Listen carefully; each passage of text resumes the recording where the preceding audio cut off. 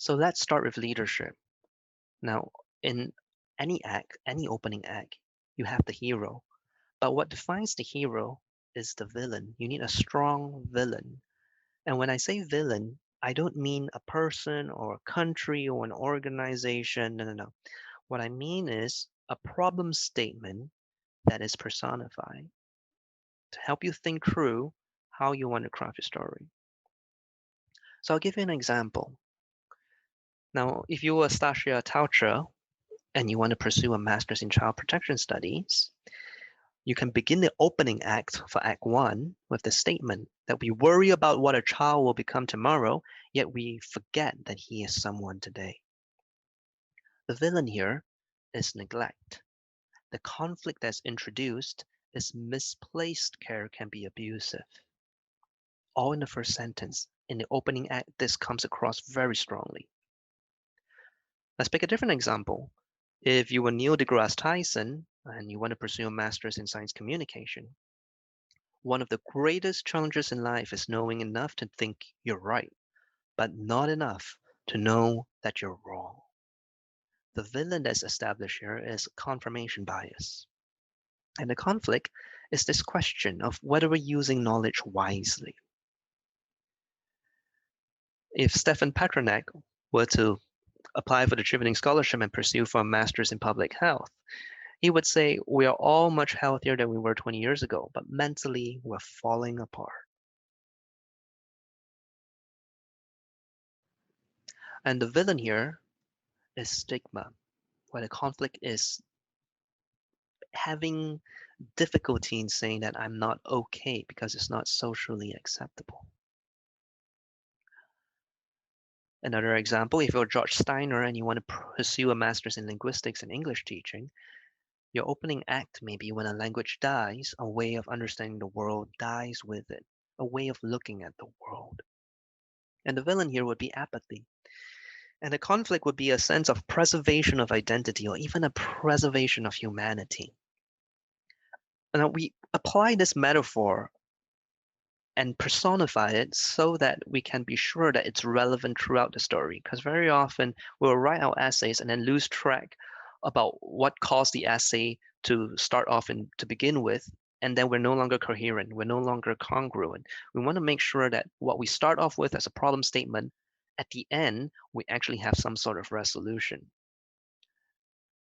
So I did data science. My opening act is the world blindly believes that new technology have all the answers. I mean, in some case, I feel like we trust our technologists to solve some of history's toughest problems in that sense. And the problem is we have all been asking the wrong questions. The villain I have here is ignorance. The conflict here I have is complacency, that it's dangerous. Are we headed in the right direction, or are we working towards a path that will be our own demise, that will destroy ourselves? Answer the question, leadership is, and fill in what leadership is for you. In my context, it's about taking full ownership of what technology is capable of and using it for ethical purposes. Always answer the question directly. Now, how I'll end my statement or end my essay for the first act is my experience has taught me that technologies in the wrong hands can result in spectacular failures. It takes leadership to call out bad behavior, but it takes a team who believes in you to make real change. I am now segueing to the networking part of the essay. The interviewer will ask you, well, since you talk about a team, what is your views about networking? Excuse me, what are your views about networking? And this is where you can say, why, that's a good question. I'm glad you brought it up. And then you open Act 2. The opening act for Act 2 would be, I'm passionate about AI, data science, and all the technology stuff. But I only care about two things, people at work, people at home. Here's where I talk about the people. Networking is, and you have to answer the question directly, right? The interviewers will be writing down notes. In my context, what's true to me is taking care of people from day one, so that one day someone may take care of you. Talk about your mentors, your allies, your believers. Introduce these characters inside your story. Talk about the people who gave you a chance, a second chance, another chance. Talk about the people that you helped who ended up playing a pivotal role in your life. Talk about how you built a reputation, that the reputation of the hero has spread far and wide, and that others are inspired to help you. Because after this, we will transition into the future. We will transition into studying. My ending statement here is data science is a growing field, but it's impossible to learn everything by myself. That's why it's important to me that I study in institutions that will enable me to seek out mentors and researchers who are willing to share and collaborate. And the interviewer would say, studying, huh? What are your views about studying? What's the greatest challenge about studying? Can you please tell me more?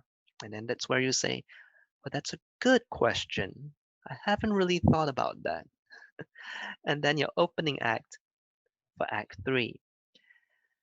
For me, this is the year that I'll be humbled by the people who are far better than me. That's my opening act. Now, this is not where you say what studying means to you.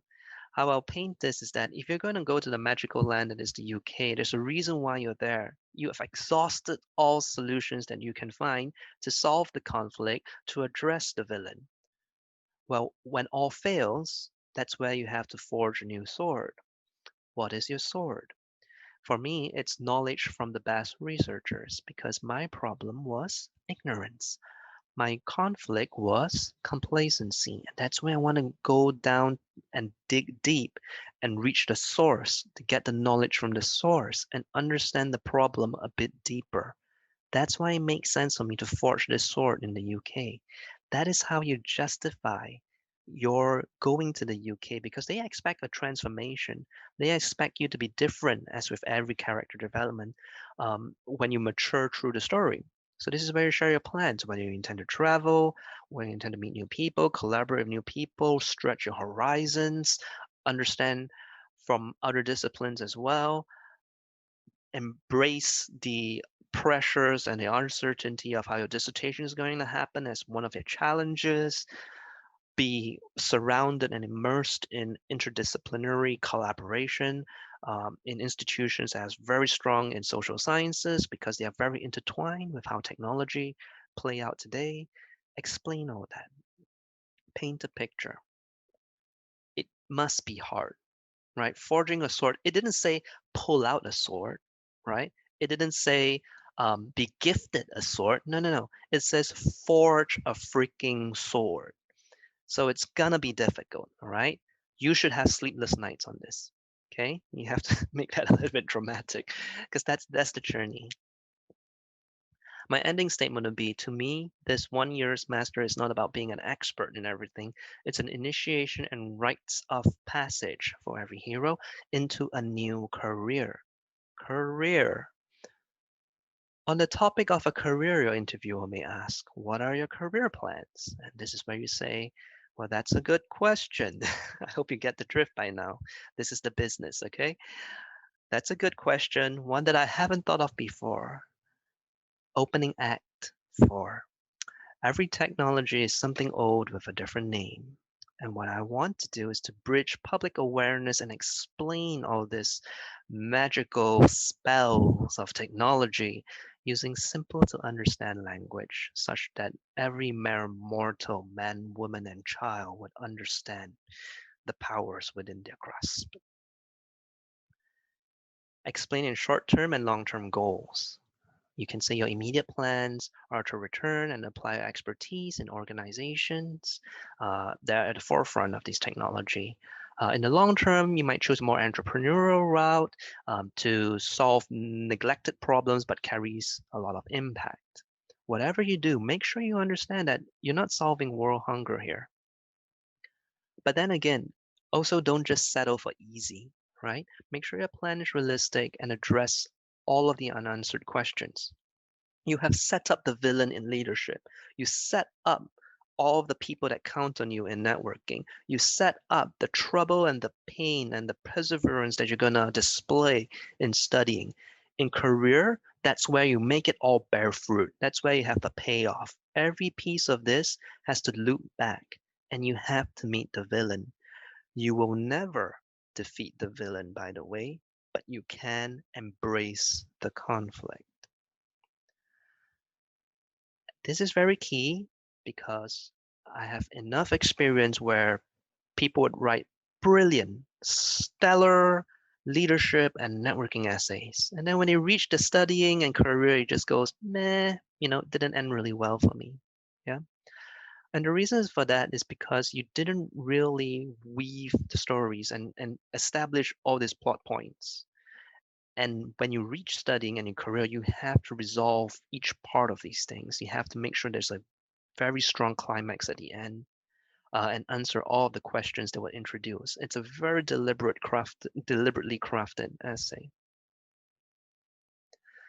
Now, my end statement would be, I will see to it that this journey comes full circle to ensure that all of us ask the right questions. Remember my original essay about questions, and that we are astute in making and playing our part as checks and balances for how technology shapes our future society, and not just be, as what my conflict would be, complacent. So this would come full circle, right? It's almost like poetry. It's almost like a rhyming scheme. And that's how you become memorable. Now, my hope to you is that this will help you get over your writer's block. Okay, I know you have all the bullet points, you know all the information, you have a lot of achievements. I've read many different candidates' essays before in the past, and I'm just astounded at what they've managed to accomplish at a very young age. Now it's time that you give it a voice. Use the storytelling formula as as a way for you, as a platform for you to bring out and make it all come alive. Make sure that it helps to it helps to give it helps to take your interviewers on a journey here. Okay, what for what for what it's worth, it's going to help you with the writer's block. Okay, but now you can recruit your imagination a little bit and start to develop your essays accordingly. Now, don't go overboard. I'm sure you can go overboard at first and later on edit it down for practical, realistic reasons that you don't want to sound like you're in a fantasy land. But use these prompts, use these tools to be able to make a compelling case for yourself, to be really outstanding. All right. If you find this session very helpful for you, share with our other applicants, right? Use this to craft a different story. I hope you use it to find clarity in what you have, in what you want to express to your interviewers and to your advisors, and even when you introduce yourselves when you're in the UK, when you go for a job interview, this is all useful. I find that it serves multiple purposes. More importantly, do the work to write this down, because you are literally carving a new path and writing a new chapter of your life. Your life is going to unfold in a very different way, and don't leave that to chance. So if you found this helpful, comment below, share with other applicants, subscribe to our channel, and just give us feedback, right? We really want to, as a community, we want to make sure that we contribute back for the opportunity that we're given. So take care and be well. Good luck.